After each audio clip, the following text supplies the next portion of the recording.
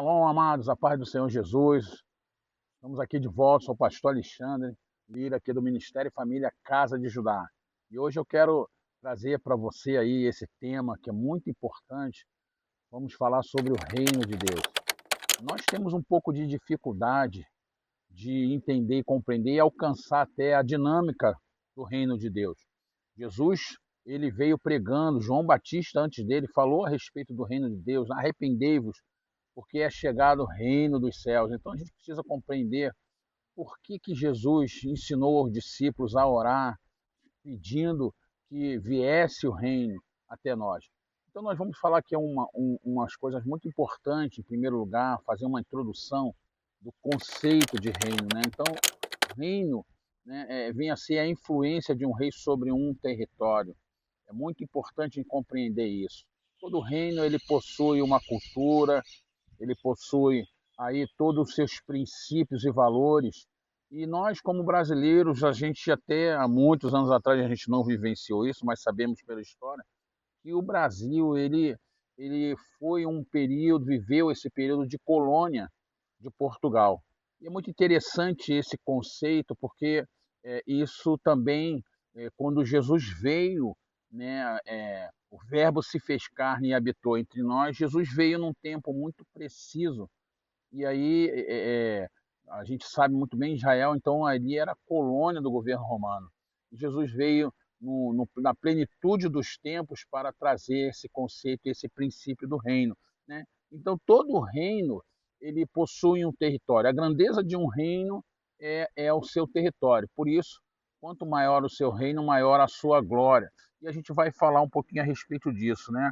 À medida que um rei começa a povoar e cultuar um território, né? Ele vai fatalmente ganhar aí é, pessoas e vai implantar naquele território, naquele lugar, os seus princípios.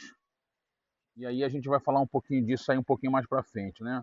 Então a gente precisa entender que o processo, né? E aí dentro desse conceito de reino, o reino ele precisa se ampliar colonizando outras terras, né?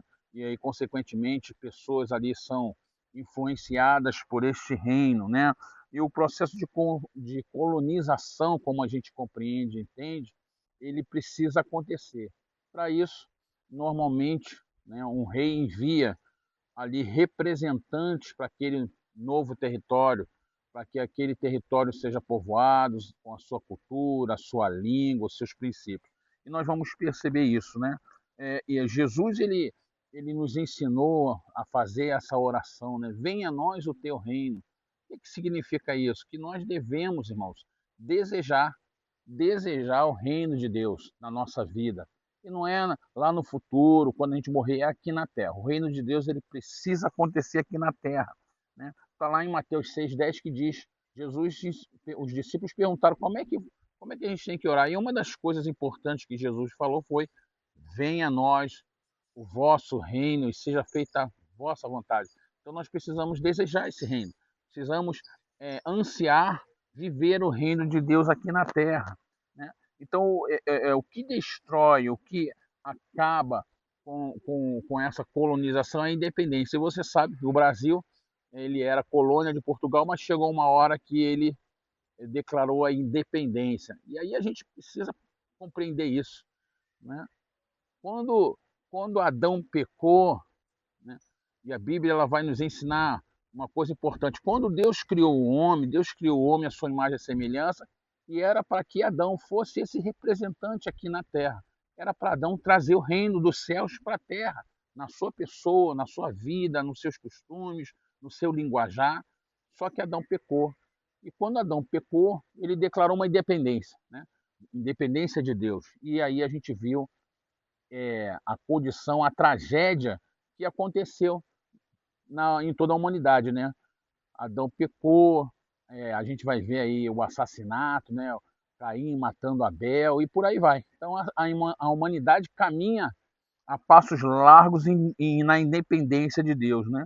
Então eu queria citar aqui um texto muito importante da palavra de Deus que está lá em 2 Timóteo, capítulo 1, versículo 9, que diz: Deus nos salvou e nos chamou para sermos o seu povo, não foi por causa do que temos feito, mas porque era o seu plano e por causa da sua graça, ele nos deu essa graça por meio de Cristo Jesus antes da criação do mundo.